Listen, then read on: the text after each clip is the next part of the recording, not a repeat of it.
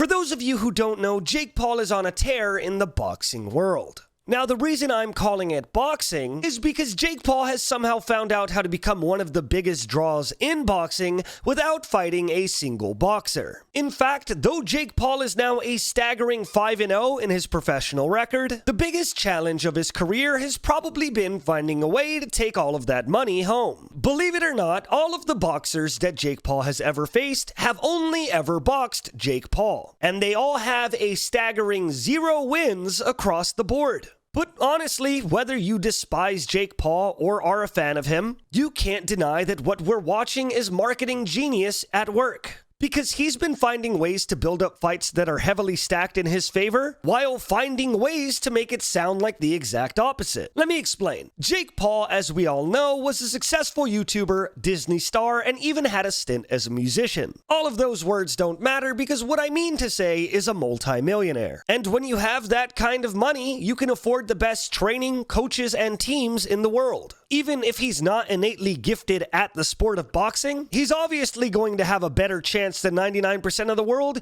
because he's always training with the best of the best and top-level talent. Now, let's actually go back and look at his insane list of opponents that got him to 5-0 in the first place. His first ever professional fight was against an Edson Gibb, a British YouTuber who has never boxed professionally, and since this fight with Jake Paul, has never boxed again.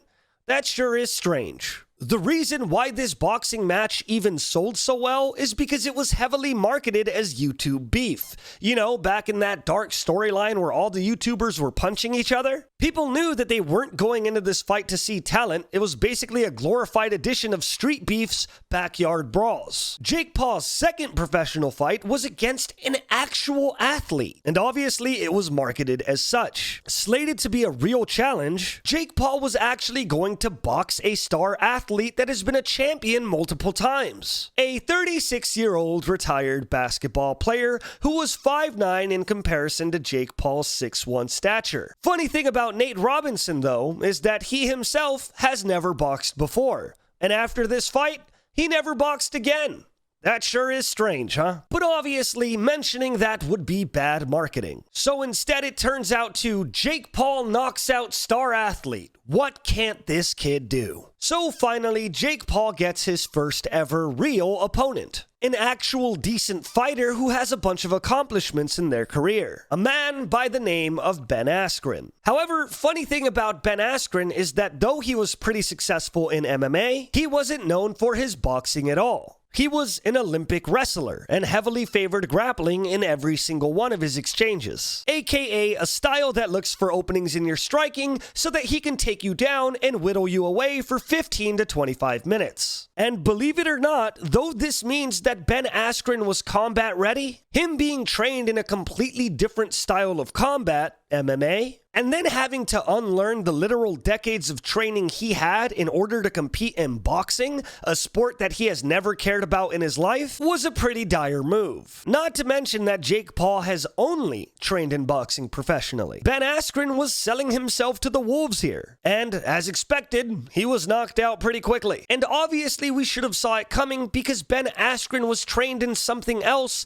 and that can actually hurt him in the long run. I'll let Ben Askren's words ring out here so that you can see how true this statement is. I just couldn't break the habit in the time I needed to break the habit in.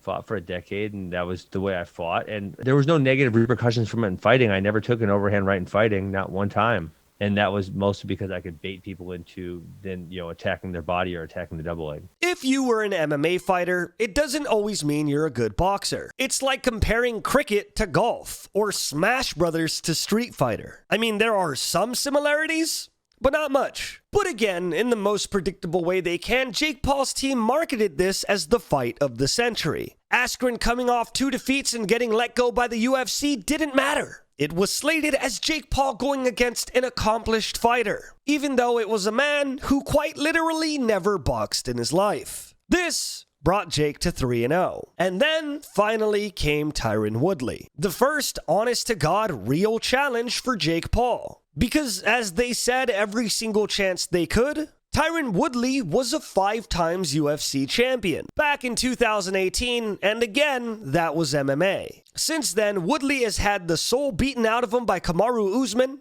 the brakes beat off of him by Gilbert Burns, his rib literally broken by Colby Covington, and his head almost knocked off and then got submitted by Vicente Luque. Woodley is kind of a scared fighter, and he has been ever since he got destroyed by the pound-for-pound greatest fighter in the world, Kamaru Usman. And I know it may sound like I'm being harsh here, but I'm just stating fact. Not only has he lost every single fight since 2018, he has also lost every single round of every single fight since 2018. Which is why Jake Paul versus Tyron Woodley 1 was an atrocious clinch fest, where Woodley actually stunned Jake Paul but was too afraid to go for a finish because the last time he did that, he got stopped. So the fight went sour and Jake Paul won by decision. And somehow Woodley wasn't the only loser in this fight. So was every single person who paid to watch it, including myself. And though Tyron Woodley has been beat up in every single way since 2018, Jake Paul's team used his accomplished past to sell the fight and act like Jake Paul beat a world champion fighter. On paper, Jake Paul beat a 5-time UFC champion. In reality, that 5-time UFC champion has not won one round in his last 16. But still, everyone buys into it. Jake Paul looks better than ever because of his insane coaching staff. And finally, Jake Paul is slated to fight his first ever real boxer in his life. Mysteriously though, that boxer, Tommy Fury, ends up pulling out with an injury 2 weeks before the fight. So here comes Tyron Woodley to come back and get some revenge on Jake Paul via rematch. Tyron Woodley, at this point, has now won as many fights since 2018 as myself and almost everyone watching. But still, Tyron Woodley steps up to bat and goes against Jake Paul in the rematch.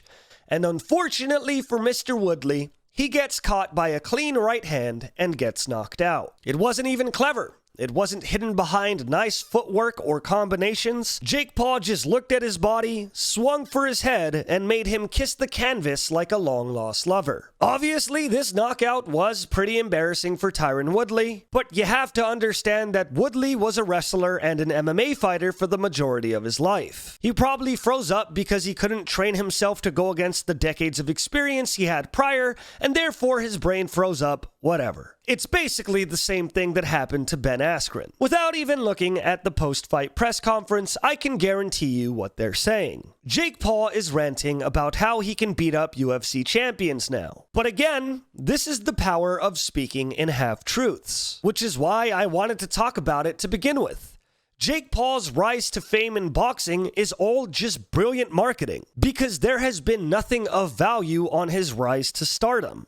But if you really think about it, he has beaten 2 champion MMA fighters and a world-class athlete. I mean, sure, both MMA fighters were 37 years old, not boxers, and on massive losing streaks before Jake. And sure, the world-class athlete's best award was winning a slam dunk competition, and he was retired and 35. But hey, you don't gotta tell the whole truth when you're marketing. Just the truth that sells tickets. Which is why, in my personal life, I have a better win rate on the professional stage of League of Legends than Faker. And I want you all to pat yourselves on the back, because when it comes to professional boxing, we all have as much wins as Tyron Woodley. I hope you guys enjoyed the video. I just wanted to talk about the brilliant marketing behind it, because I feel like that's something that goes under wraps. If you enjoyed the video, please shoot me a subscribe and ring the bell thingy, because we release content every single day, and I think that you would love sticking around. I love you if you subscribe. I love you if you don't. Anyways, I'll see you tomorrow.